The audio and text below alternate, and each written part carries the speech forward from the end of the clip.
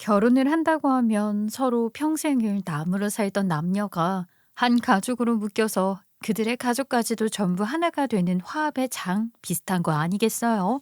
정말 인연이 없을지도 모를 남 같은 사이였지만 결혼이라는 제도 하나에 묶여서 살아온 환경이 전혀 달랐던 두 사람이 갑자기 남편이 되고 부인이 된다는 게 어떻게 보면 조금 이상하기도 한 것 같고 그게 가능한 일인가 싶은 생각도 들고요.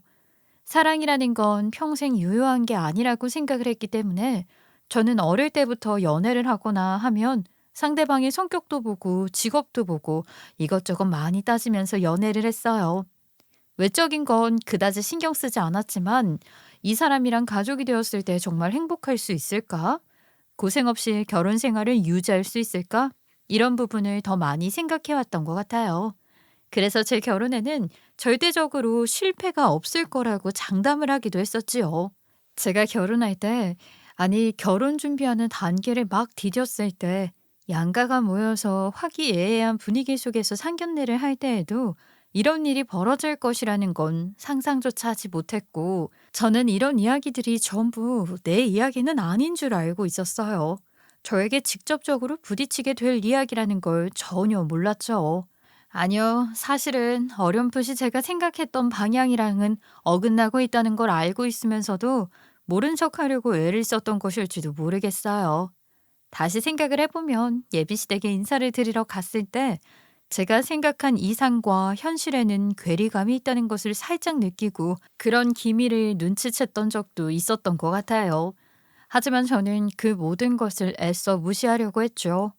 제 선택이 틀리지 않았다고 스스로를 위로하고 싶었던 것도 있었고요. 예비 남편은 저에게 정말 헌신적인 사람이었기 때문에 이 사람 하나만 믿고 살아보자 하는 마음이 강하게 들었던 것 같아요. 제가 예비 남편이랑 결혼을 결심하게 된 이유는 저에게 항상 아낌없는 나무처럼 퍼주고 또 퍼줬기 때문이었어요. 가정적인 사람이 되겠구나. 나중에 아이들을 낳아도 정말 멋진 아빠가 되어주겠구나.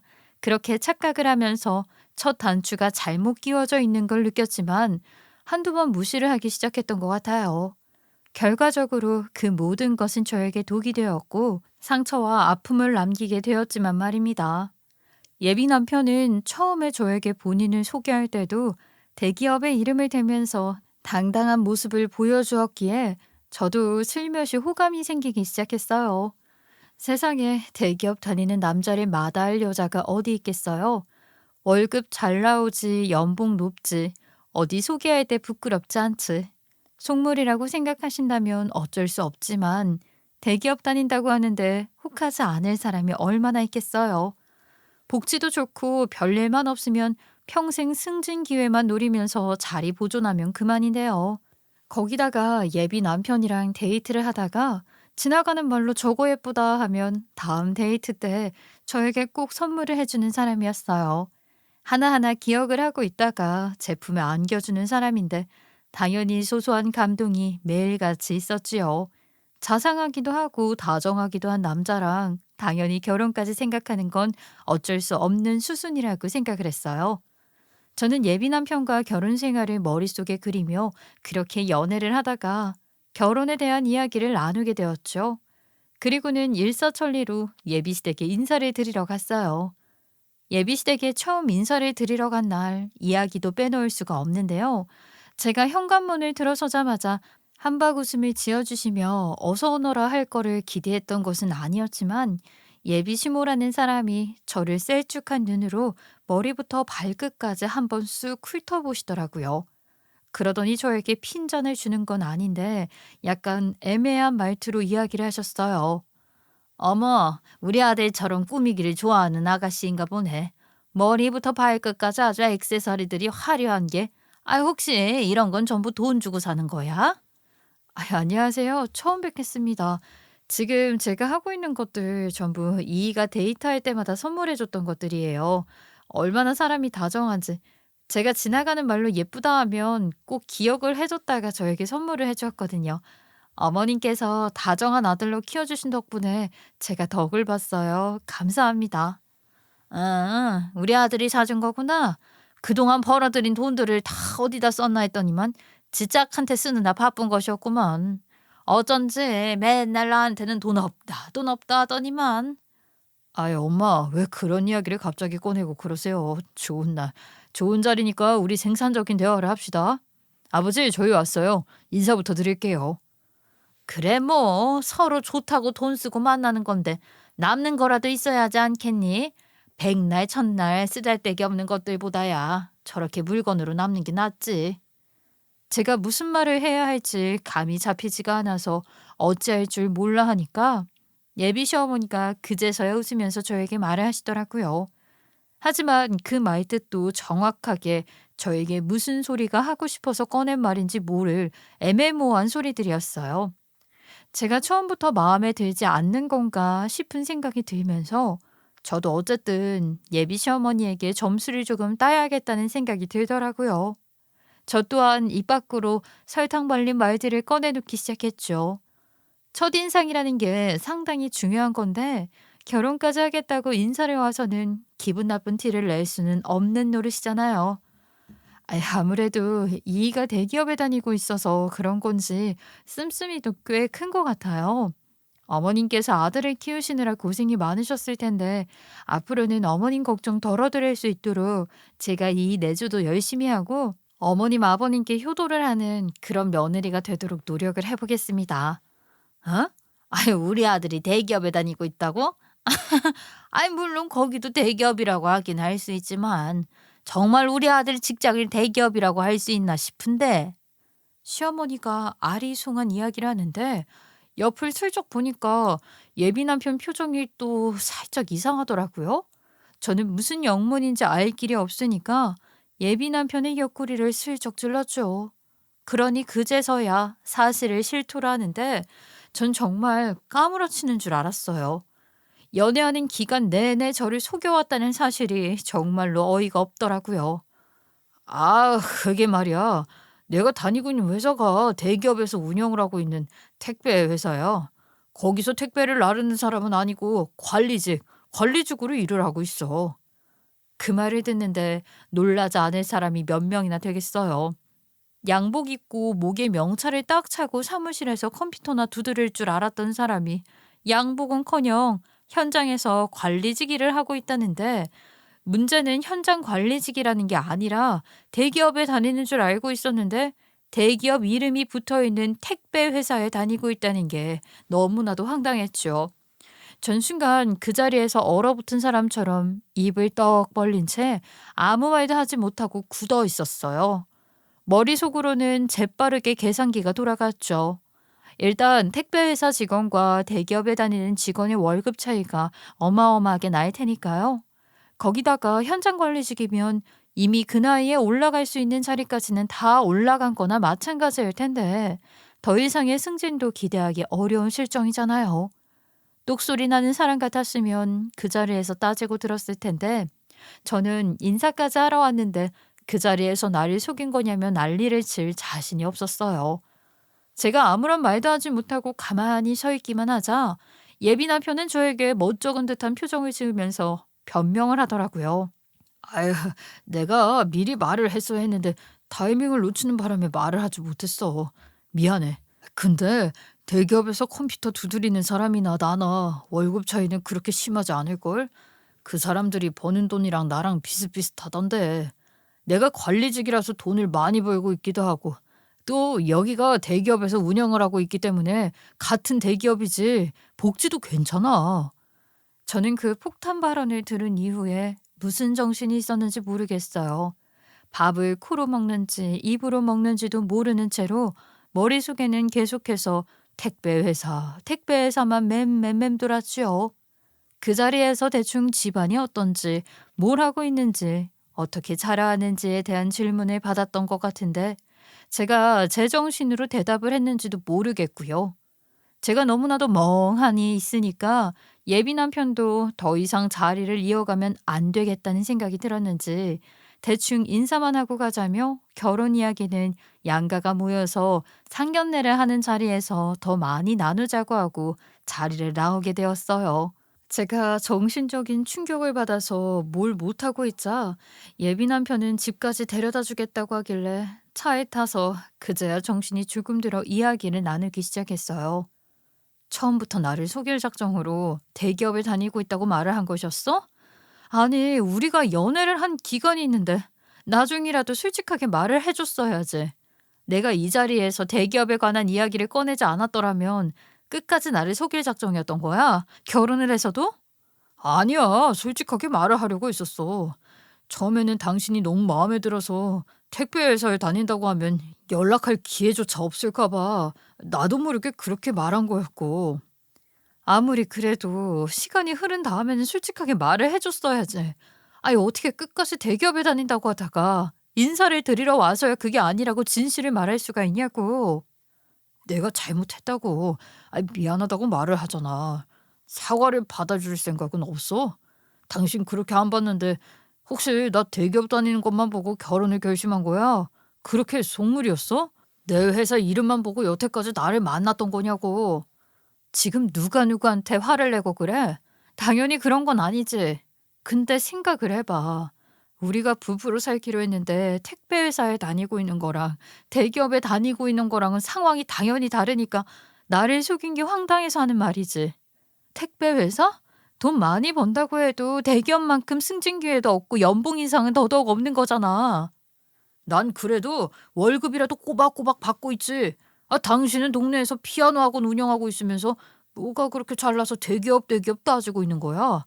이제 그만 말하자. 계속해서 말해봐야 해결도 안 나고 서로 감정만 소비하는 것 같으니까. 당신이야말로 생각 잘해. 나를 정말 오로지 대기업 이름 하나만 보고 만난 건지 아닌지. 사실 저는 어릴 때부터 피아노를 배워왔었기에 잘하는 게 피아노 연주밖에 없었어요. 대학도 피아노를 전공했는데 잘 풀린 케이스는 아니었어요. 뭐 어디 소속이 된 것도 아니었고요. 연주회를 열 만큼의 인지도도 전혀 없었고요. 배운 게 이것뿐이라 몇 년 전에 초등학교 근처에서 피아노 학원을 열고 운영을 하고 있었어요. 아무래도 동네에서 피아노 학원을 운영하는 것이다 보니까 입시를 전문으로 한다든가 하는 큰 학원은 아니었지만 저 혼자 운영을 하며 먹고 살 만큼 정도는 벌고 있었는데 예비 남편은 대기업 이야기가 꼬리에 꼬리를 물고 이어지니 마음이 좀 쫄리긴 했나 보더라고요. 아무래도 저를 오랜 시간 속여왔었다는 것에 대한 불편함이었겠죠. 제가 버는 돈에 비해서 본인이 버는 돈이 더 많다는 것을 확인이라도 시켜주고 싶은 것인지 저에게 일부러 피아노 학원 이야기를 꺼내더라고요. 그때 뒤집어 엎고 결혼을 안 하겠다고 말을 했어야 했는데 멍청했던 저는 어쨌든 둘이 벌어서 월 600만 원 이상은 버니까 같이 살아도 나쁘지는 않겠다 싶은 마음이 더 컸어요. 이미 상견례에 대한 이야기까지 나누고 친구들에게도 결혼할 것 같다고 말을 했는데 뒤집어 엎은 뒤에 겪을 후폭풍이 견디기 힘들 것 같았거든요. 그리고 예비 남편이 말을 했던 것처럼 애초에 예비 남편의 직업에 혹해서 사귀거나 결혼을 생각했던 것도 아니었고 이 사람의 다정함과 자상함에 반했었던 거니까 저 자신을 스스로 다독이며 결혼을 진행시켰어요. 그 이후에 대화를 나누면서 나름 잘 풀고 예비 남편은 저희 집에 인사를 드리러 왔는데 저희 친정 부모님께 예의 바르게 성실하게 대답을 하면서 번듯하게 자란 모습을 보여주었고요. 저희 친정 부모님께서는 직업이 어떻든 두 사람의 가정이 먹고 살 만큼의 풍족함만 있으면 되지 않겠냐는 식으로 말씀을 하셨어요. 저도 점점 생각이 그렇게 기울었기 때문에 정확하게 예비 남편이 얼마를 벌고 있는지 상여금은 얼마나 나오는지에 대해 이야기를 나누고 앞으로의 미래 계획까지 세워두었고요. 일단 예비 남편은 나름의 계획이 착실한 사람이었어요. 일단 둘이 같이 살 신혼집을 구하고 대출을 갚고 아이를 낳고 줄줄이 이야기를 하는데 구체적인 상황까지 제시를 하며 말을 하니 나름 합리적으로 보이더라고요. 아무튼 결혼 준비에 들어가게 되면서 예비 시댁과 친정의 도움을 받을 수 있다면 어느 정도 당겨서 받을 만큼 다 받자가 저희의 목표였어요. 키워주신 부모님의 은혜에는 죄송할 뿐이지만 사실 요즘 집값이 정말 어마어마하잖아요. 이제 막 시작을 하는 부부에게는 너무나도 부담이 되는 금액이었고 신혼부부 대출을 받는다고 해도 집값의 전부를 대출받는다고 하면 그 이자를 상환해야 하는데 얼마나 힘이 들겠어요. 그 돈 갚아나가느라 등골이 휜 게 뻔하고 하니 친정과 예비 시댁에 슬그머니 이야기를 꺼냈는데 친정에서는 도와주시겠다고 말을 하시더라고요. 그런데 친정에서 그렇게 이야기를 하니까 저는 솔직히 마음이 조금 좋지만은 않았어요. 제가 피아노를 전공했으니 돈도 많이 들어갔을 뿐더러 저 대학을 졸업시켜 주시고 피아노 학원을 오픈할 때에도 부모님께서 꽤 많은 도움을 주셨었거든요. 저희 친정이라고 돈이 화수분은 아니니까 친정 부모님 노후 생활이 걱정이 되기도 하고요. 아무리 그래도 처음 시작부터 어마어마한 빚을 지게 되면 사기가 꺾이게 되는 법이니까 우리가 한 2억 정도까지는 어떻게든 마련해서 도와줄 수 있을 것 같다.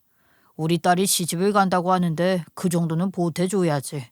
2억이라고 해도 막상 집을 구하러 다니게 되면 절대 큰 돈이 아니니까 걱정도 많고 고민도 많을 거다. 그 이야기를 듣고 저는 예비 남편에게 말을 하면서 예비 시댁에서는 얼마나 보태주실 수 있는지 넌지시 물어봤죠.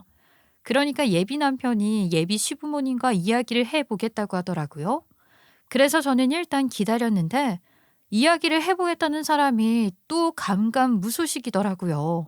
결혼식 준비도 시작을 해야 하고 스드메라는 것도 예약을 해야 하고 해야 할 게 투성인데 돈을 어디서부터 어떻게 굴려야 할지 감이 전혀 오지를 않더라고요. 우리 부모님께서 어제 나한테 2억을 보내주셨는데 말이야. 이제 우리도 결혼 준비를 해야 하고 뭐부터 준비를 하는 게 좋을까? 식장 아니면 드레스? 일단 큰 돈이 들어왔으니까 집부터 구하는 게 좋지 않을까? 우리 둘 다 일하는 곳에서 멀지 않은 곳으로다가 한번 알아보자. 어머님, 아버님께서는 얼마나 도와주실 수 있으시대? 일단 2억으로 집을 구하는 건 하늘의 별따기야. 요즘은 빌라들도 전셋값이 4억은 기본으로 하던데 어떻게 2억으로 구해? 우리 부모님께서는 노후 준비하시는 것도 힘들어하셔서 돈이 있을지는 모르겠어. 우리가 대출을 받더라도 집을 구하고 아끼면서 살아가는 게 좋을 것 같아. 그럼 우리 부모님께서 주신 2억으로 일단 집을 구해보자고? 터무니없는 소리야. 당신 모아둔 돈이 얼마나 있는데? 일단 우리 식장도 예약을 해야 하고 신혼여행도 가야 하잖아. 내가 그동안 모아둔 돈이 어딨어. 내 차 할부금 나가는 거 같고 그동안 당신한테 사준 물건들 값이 얼만데. 놀고 먹느라 써가지고 모아둔 돈이 하나도 없지. 당당하게 모아둔 돈이 없다고 말을 하는데 누가 보면 저한테 명품 가방이라도 여러 개 사준 줄 알겠더라고요. 끽해봐야 길에서 파는 액세서리들, 패션 소품들 사준 게 전부면서 저에게 갖다 바치느라 돈을 못 모았다고 말을 하는 게 황당했죠. 점점 답은 없는 것 같고 그래도 둘이 한 달에 버는 돈이 있으니까 일단 어떻게든 예약을 해보자 싶어서 스드메 예약은 했는데 그 뒤로 이렇다 저렇다 준비를 하기가 너무 막막하더라고요. 일단 돈이 여유가 있어야 뭐라도 할 텐데 그게 아니니까 상황만 답답해지는 거죠. 예비 시댁에서는 돈이 없으니까 못 도와준다고 하지. 속상하게도 친정에서는 딸 시집 보내는데 힘들지 말라고 2억이나 보태주셨지. 거기다가 예약 같은 것도 죄다 저한테 떠넘기는데 제 돈만 술술 빠져나가더라고요. 전 결국 식장 예약까지 저한테 알아보라고 시키는 예비 남편을 보면서 이건 아니구나. 결혼을 깨야 하는 건가 하는 생각을 점점 더 하게 되었어요. 그런 상황에서 예비 시댁에서 저를 부르시더라고요. 집 이야기를 좀 하자고 하시길래 저는 당연히 큰 기대에 부풀게 되었어요. 제가 예비 남편에게도 잔소리를 하고 있었던 상황이었고 저희 친정집에서 도와준 금액만큼은 아니더라도 어느 정도는 도와주시겠지 싶은 마음이 들었죠. 분명히 예비 시댁에서도 저희 친정에서 얼마를 도와주었는지 들었을 게 뻔하니까요. 예비 시댁에 가서 이야기를 하는데 제가 생각했던 말과는 전혀 다른 이야기들이 쏟아지더라고요. 사돈댁에서 2억이라는 돈을 보태주신다고 하던데 맞니? 아유, 그렇게 큰 돈을 딸 시집 간다고 내놓으신 것도 대단하시다. 그 정도 돈이면 원룸 하나는 어떻게 얻을 수 있겠다만 원룸에서 신혼생활을 하는 건 좀 그렇지 않겠니? 우리도 형편이 좋으면 도와주고 싶은데 말이야. 아무래도 우리 집에 자금이 넉넉한 것도 아니고 우리 노후 자금이라고 해봐야 그 정도 돈도 없고 2억이라는 돈은 당연히 줄 수 있는 돈이 아니다 보니까 부담이 되어서 말이다. 그럼 어느 정도까지 지원이 가능하세요? 저희도 이제는 슬슬 신혼집을 알아봐야 하는데 이래저래 돈이 많이 들어서 어디서부터 준비를 해야 할지 막막해서 그래요. 아이, 도와줄 돈이 없다니까. 그러지 말고 우리가 생각을 좀 해봤는데 차라리 그 2억을 우리한테 주고 너희가 우리 집에 들어와서 합가를 하는 건 어떻겠니? 아, 집안일도 서로 나눠서 할 수 있으니까 우리 며느리 부담도 줄어들 테고 우리 부부는 노후 자금이 생기는 거니까 좋은 거고 같이 살다가 너희들이 돈을 좀 모으면 그때 나가 살면 딱이지 않겠어? 일석이조잖아. 대신에 나도 양심이 있으니까 안방은 비워주마. 너희 부부가 안방을 쓰도록 해. 지금 제가 들은 게 정확한 거예요? 아니, 그러니까 저희 친정 부모님께서 주신 2억을 어머님 아버님 노후 자금으로 드리고 저희 신혼생활은 시댁에서 하라고요? 아, 그러고 저희 부부가 돈을 모아서 분가를 하라 이 말이신 거죠? 그래, 똑소리 난다 싶더니만 한 방에 알아듣네. 아, 우리도 솔직히 다 늙어서 자식들한테 부담 주면서 살고 싶지 않은데 마침 잘 됐지 뭐야. 우리가 안방을 내어줄 테니 대신에 그 2억을 우리한테 주렴. 그러면 우리 며느리 도와서 내가 집안일도 좀 봐주고 하마. 그 말에 제가 정말 기가 막혀서 아무런 말도 하지 않고 예비 시댁 식구들을 빤히 쳐다만 보고 있었어요. 제가 아무 말도 하지 않는다는 것이 부정적인 것보다는 고민하고 있다는 긍정의 표시로 받아들인 건지 뭔지 예비 시어머니는 아주 신이 나서 줄줄이 이야기를 하시더라고요. 아, 너도 생각해보면 나쁜 조건은 아닐 거야. 결혼을 하고 나면 네가 집안일을 오롯이 다 해야 하는데 내가 나눠주겠다니까. 그러면 서로 좋은 거지. 결혼하고 나면 할 일이 얼마나 많니? 남편 내조도 해야 하고 효도도 해야 하잖니. 근데 그거를 내가 도와주겠다고. 아, 우리 아들 피부가 예민해서 옷을 빨아도 일반 세제 막 쓰면 안 되는데 내가 옆에서 하나하나 알려주마. 네가 적응할 수 있도록. 제가 그 말에 너무나도 어이가 없어서 헛웃음까지 나오더라고요. 이걸 가만히 넘어가면 안 되겠다는 생각이 들었고요. 죽이 되든 밥이 되든 제가 하고 싶은 말은 다 해야 속 시원하게 모든 것이 정리가 될 거라는 생각도 들었죠. 아무리 생각해도 저희 친정 부모님께서 주신 2억을 예비시댁 노후 자금으로 넘기고 지옥 같은 합가 생활을 한다는 게 누구한테 이득인 건지 전혀 모르겠더라고요. 물론 예비시댁에서는 신이 나겠죠. 돈도 생기고 집안일을 할 노예도 하나 들어오는 것이니까요. 그러면 저한테 남는 건 뭐가 있는데요? 저는 지금 2억이라는 돈을 시부모님께 노후 자금으로 바치고 종로로 타러 들어가는 거네요. 집안일도 전부 다 제 몫이고. 아니, 그건 그렇다 쳐도 제가 왜 시댁에서 살면서 어머님 아버님 살림까지도 전부 도맡아서 해야 하는 건데요. 보통은 돈 없으면 2억은 예금으로 묶어두고 여기서 돈 모아서 나가라. 집안일도 우리가 다 해주마. 해야 하는 게 정상 아니에요? 아, 나야말로 왜 너희들 살림을 전부 책임져 줘야 하는 건데? 그리고 노후자금이라는 건 말이다. 어차피 자식은 전부 부모를 부양하게 되어 있으니 너희 목 아니니. 그리고 어차피 결혼해서 네가 우리 아들 몫의 집안일도 전부 도맡아 하게 될 텐데 그 부분을 내가 도와주겠다고. 나눠서 해주겠다는데 감사해야 하는 거 아니니? 제가 정말 기가 막혀서 무슨 말을 해야 할지 모르겠네요. 지금 제가 들은 이야기들이 전혀 현실성이 없어서 어떤 말부터 뱉어야 할지 모르겠어요. 속으로는 이 결혼 죽어도 하면 안 되겠다. 예비 남편이랑 정리를 잘 해봐야겠다 하고 생각을 하고 있었는데 예비 남편이 그 옆에서 입을 다물지는 못하고 글쎄 곰곰이 생각을 하더니만 아주 뒤로 나자빠질 소리를 실없이 뱉더라고요. 전 그 순간 정말로 이 인간과 결혼을 하면 불구덩이 속으로 빠지게 되는 것이라는 생각을 했어요. 근데 우리 엄마 말을 들어보니까 또 일리가 있는 것 같아. 우리가 손해보는 일은 아닌 것 같은데? 우리 부모님의 노후 준비도 해결이 되는 거고, 우리가 돈을 모을 수 있는 환경도 마련이 되는 거고, 더군다나 우리를 골머리 썩게 했던 집 문제까지 해결이 되는 거잖아. 안방까지 내어주신다고 하는데 당연히 잘 된 거 아니야? 우리가 가진 2억으로는 이런 집에서 사는 거 꿈도 못 꾸는 일인데. 엄마, 그럼 안방 진짜 치워주는 거지? 당연하지. 내가 2억이나 받아 챙기는데 당연히 안방을 내어주지. 그러지 말고 원래 우리 아들이 쓰던 작은 방까지도 내가 내어줄 생각이 있다. 우리는 현관 앞에 있는 방 쓰면 되니까 너희들 짐이 많으면 작은 방까지 가져다 써라. 내가 그 정도도 못 해주겠니? 둘이 아주 짝짝꿍이 맞아서 이야기를 하는데 저는 진짜 순간 저를 빼고 이 모든 상황을 예비시댁 식구들끼리 짠 것은 아닌가 하는 생각이 들었죠. 더 이상은 두고 보면 안 되겠다는 생각이 들어서 저도 결국에는 입을 열었어요. 저희 부모님께서 2억이라는 돈을 저에게 주신 건 신혼집을 구할 때 사용하라고 주신 거지 시부모님 노후 준비하라고 주신 돈은 아닙니다. 거기다가 신혼생활 시작인데 시작부터 합가를 하는 건 더더욱 아닌 것 같고요. 제가 이 상황을 어떻게 받아들여야 하는 건지 참 난감하네요. 받아들이는 게 난감할 게 뭐가 있어. 그럴 필요 전혀 없어. 우리 집에 제사가 있는 집도 아니고 말이야. 그게 얼마나 축복인지 넌 모르지. 다른 집 며느리들 이야기 좀 들어보고 그래라. 시댁에 제사가 있으면 얼마나 피곤하고 힘든지 말이야. 제사 없는 것만 해도 그 값어치를 하는 시댁이라니까. 맞아.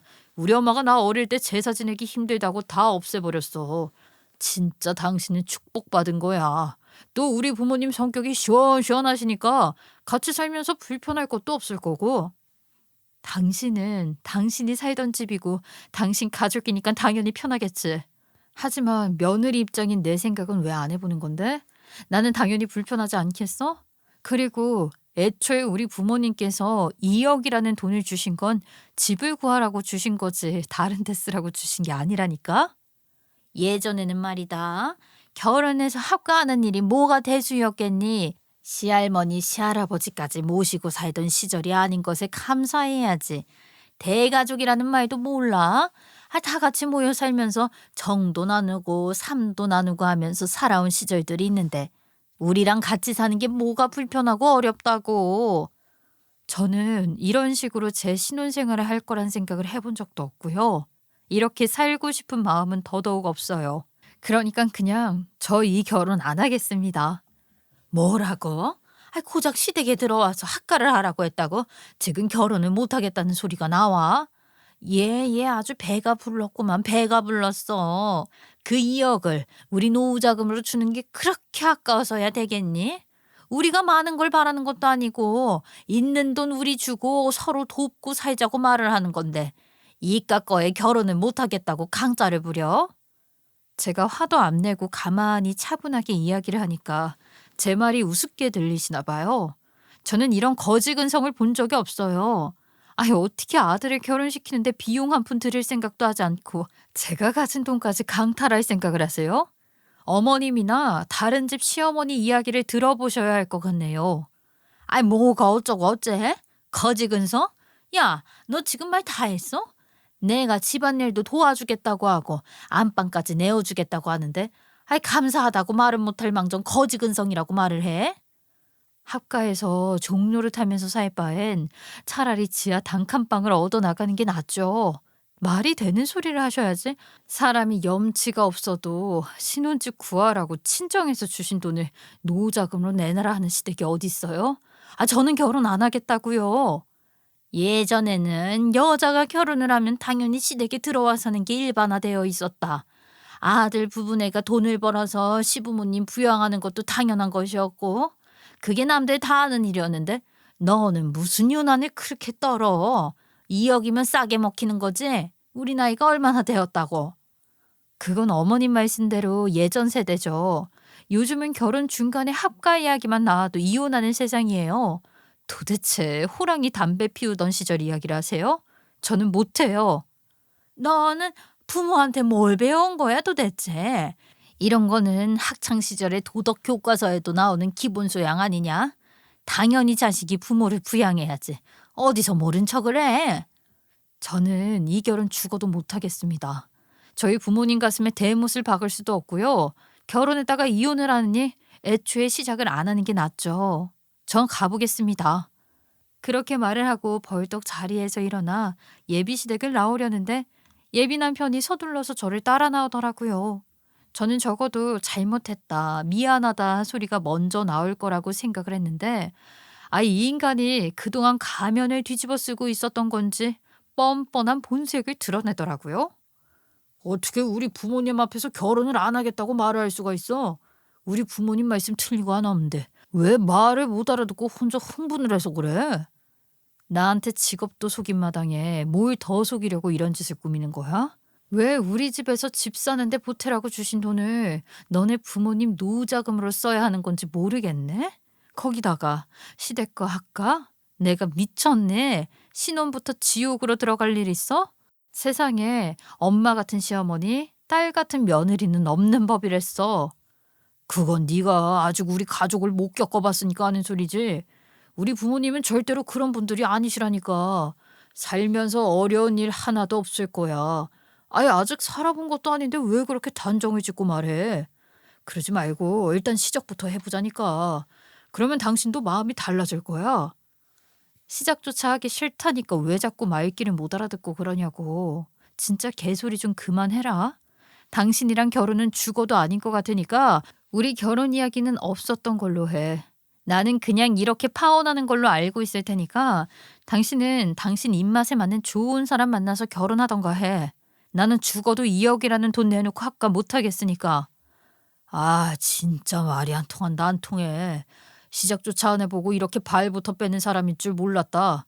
그래, 당신 말대로 우린 여기까지만 하는 걸로 하고, 그럼 여태 내가 해줬던 선물들 전부 나한테 돌려줬으면 좋겠다. 나는 당신이랑 결혼까지 할 생각으로다가 여태 선물 공세한 것이었어. 나랑 결혼도 안 하겠다고 하는데 내가 그걸 왜 당신한테 줘야 해? 다 내놔. 정말 더럽고 치사하더라고요.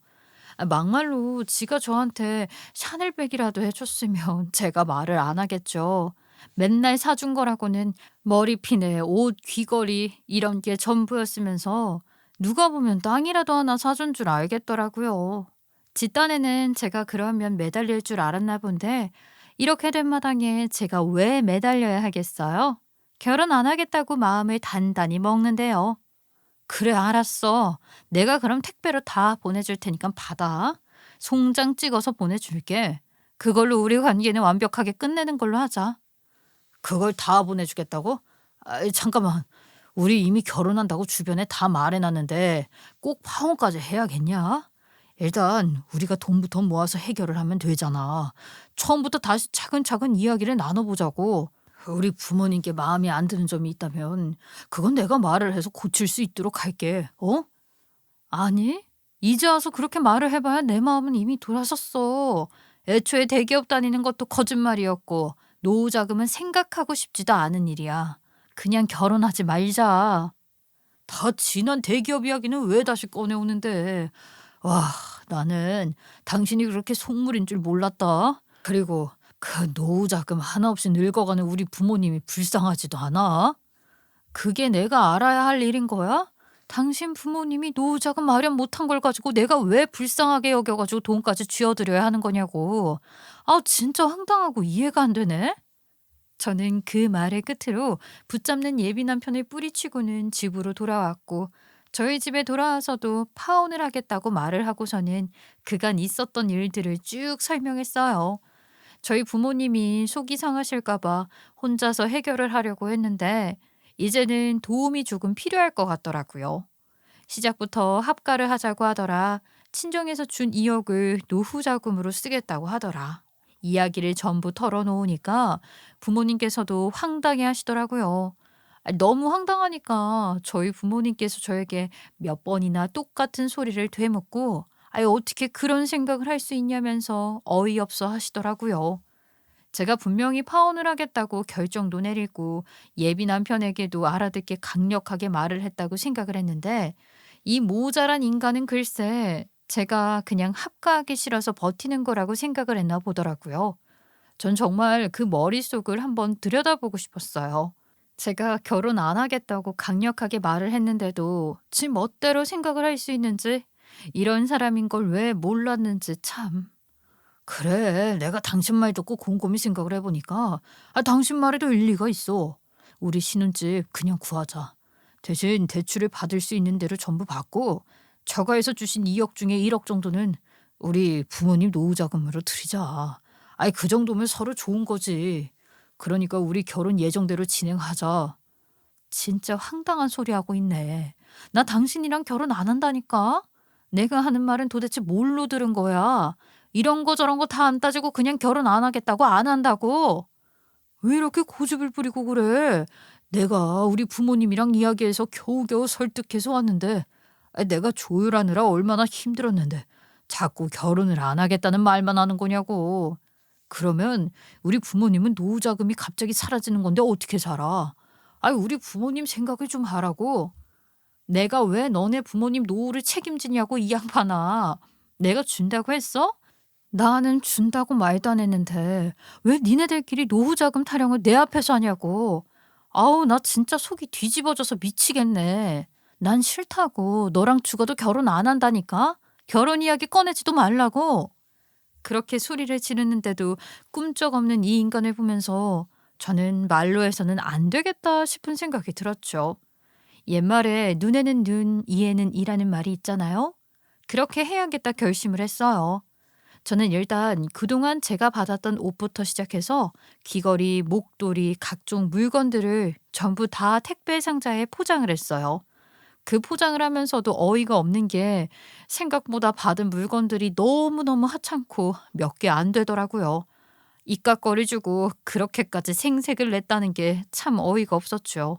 때마침 남은 이야기를 하자며 저를 또 예비시댁으로 부르길래 택배비 아낄 겸 해서 확실하게 내지르고 오자는 심산으로 그 집에 찾아갔습니다. 택배짐을 들고 갔더니만 이건 뭐냐고 묻길래 예비 남편이었던 그 답답한 모지리에게 네가 준 선물들이라고 말을 했어요. 정말로 그것들을 하나하나 포장해서 가지고 왔어?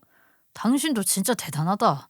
내가 당신한테 좋아서 선물했던 거니까 그냥 당신이 가져. 나 필요 없어. 저는 살포시 제 옆에 택배 상자를 두고는 이미 차려진 밥상에 앉아서 밥을 먹기 시작했는데 예비 시부모가 제 눈치를 보더니만 질그머니 이야기를 꺼내더라고요. 아이, 그래. 너희들끼리 뭐 대충 조율이 됐다는 소리는 들었는데 말이다. 그래서 우리 노후자금 1억은 언제 보내줄 수 있니? 조율이요? 아직 해야 할 게 남아서 이 자리에서 좀 해보려고요. 일단 신혼집은 반반으로 하는 걸로 하자. 명의는 반반이니까 공동명의로 하는 걸로 하고 집 구할 때 드는 부동산 중개료부터 시작해서 세금도 전부 반반으로 하고 전셋집 말고 매매로 하자. 공동명의로 둬야 나중에 정리하기도 쉬우니까. 아니, 돈이 어디 있어서 시작부터 집을 매매하고 살아. 우리가 애들을 몇이나 낳아서 키울지도 모르는데. 어차피 대출 풀로 당기자며. 그럴 바에야 그냥 내 집이라도 하나 가지고 있는 게 마음 편하지. 이사 다니면서 어떻게 빚 갚고 할 거야? 아, 그리고 우리 아직 시작도 못한 결혼식 이야기도 나눠야 해. 혼수 비용은 각자 반반으로 1,000만 원에서 1,500만 원 정도 각출한 뒤에 그 안에서 해결하는 걸로 하자.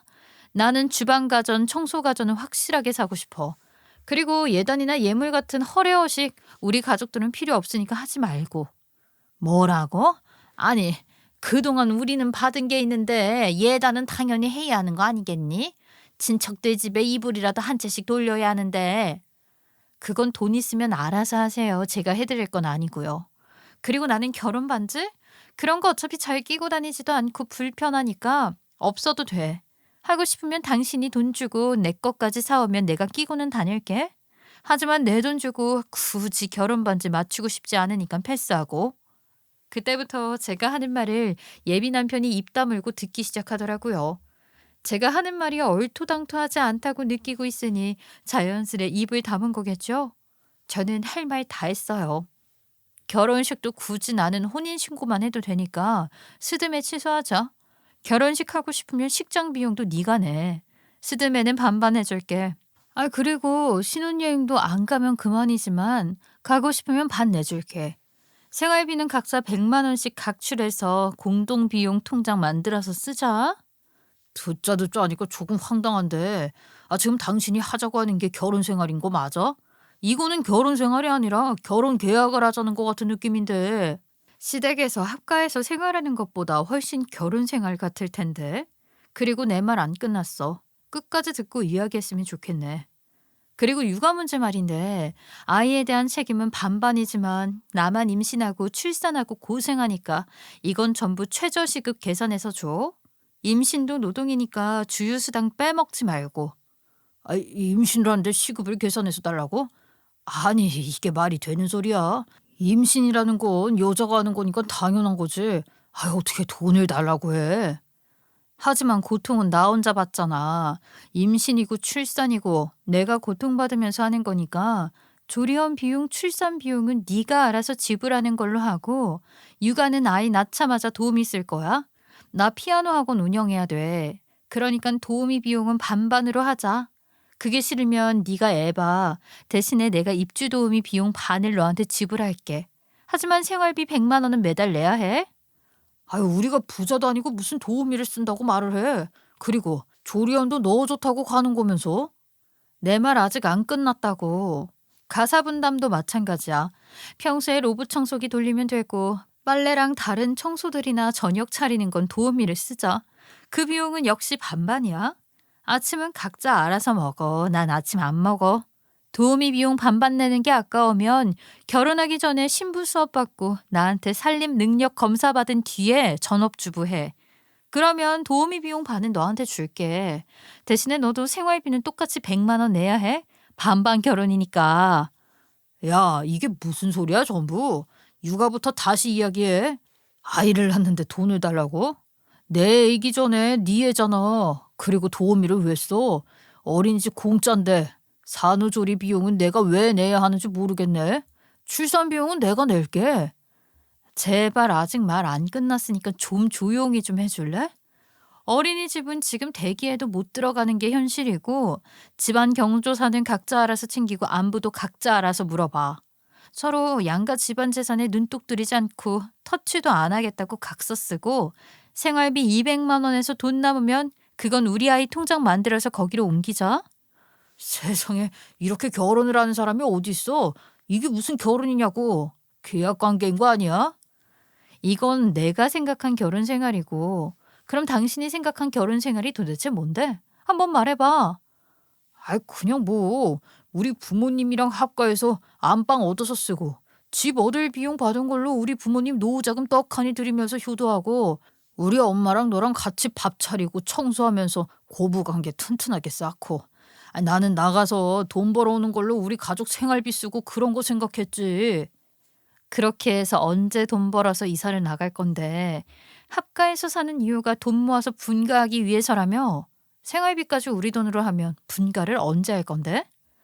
살다 보면 다 적응하면서 사는 거지. 같이 살면 복작복작해서 좋지 않겠어? 둘이서만 살면 너무 외롭잖아. 굳이 나가서 살 생각을 해야 할까? 아이고, 지나가던 개가 다 없겠네. 난 그렇게 종로를 타면서 살고 싶지 않다니까. 내가 말한 거야말로 완벽한 반반 결혼 아니야? 서로 집에 기대지 말고 살자고. 아, 칼같이 나누는 건 가족끼리 할 것이 못 되는 거지. 가족이라는 게 왜 끈끈하겠어. 서로 돕고 사니까 끈끈한 거지. 버팀목도 되어주고. 서로 뭐 그런 거 아니냐고. 그렇게 궤변을 늘어놓더니만 제가 가지고 온 상자 택배를 까보더라고요. 그러더니 아주 기가 막힌다는 눈빛으로 저를 바라보며 입을 열더라고요. 정말로 빠짐없이 하나하나 다 챙겨온 거야? 내가 그동안 선물했던 것들을. 와, 이런 거 하나하나 기억하고 있는 것도 소름이다. 이걸 어떻게 다 챙겨오냐? 생각보다 내가 받은 게 별로 없더라고. 그래서 챙겨올 만했어. 아, 네가 사준 밥은 이미 소화가 다 돼서 똥으로 나와서 못 가지고 왔다? 어떻게 사람이 말을 그렇게 해. 이런 거 말고도 내가 화장품 사줬던 것들도 있고 꽃 선물도 자주 해줬잖아. 영화 보고 한 것도 있는데 더 많지 내가 선물한 게. 그래, 그런 거 일일이 다 따져봐야 합쳐서 뭐 100만 원이 넘겠니?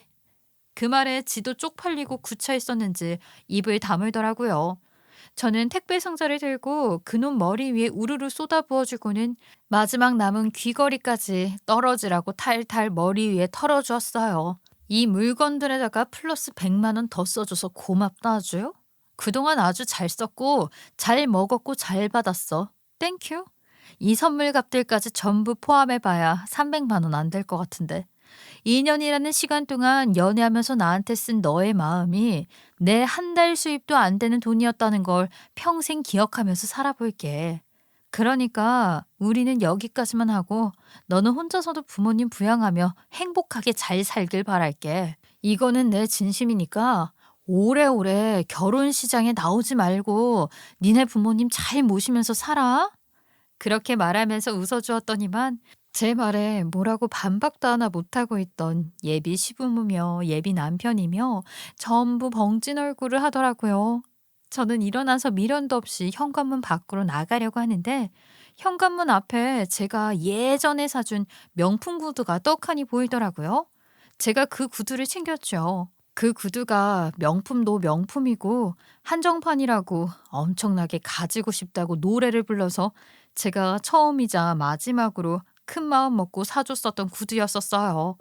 제가 그 구두를 챙기니까 갑자기 버선발로 뛰어나오더니 저를 붙잡더라고요. 와, 네가 그동안 나한테 사준 거 짜잘하게 모아도 이 구두값이나 나오려나 모르겠다. 내가 이걸 왜 너한테 사줬을까? 이거는 내가 챙겨갈게. 당연히 내가 사준 거니까. 잠깐만. 선물은 우리가 서로 마음을 써서 생각해서 사준 거였잖아. 서로 끝날 때 끝나더라도 추억 하나쯤은 있어야 하지 않을까? 내가 선물했던 거 너 다시 가져가. 네가 선물해준 이 구두는 내가 추억으로 평생 간직하면서 살게. 갑자기 저를 말리면서 그 말을 하는데 그 구두를 포기하기는 정말 아까웠나 보더라고요. 밑창을 자세하게 보니까 몇 번 신지도 않은 건지 새거나 다름없어 보이더라고요. 말 같지도 않은 소리 하고 있어. 네가 준 귀걸이, 머리띠 이런 거랑 이 명품 구두가 비교나 되는 물건이니? 네가 준 선물들은 너나 싫고 써. 나는 이 구두 하나 챙겨가련다.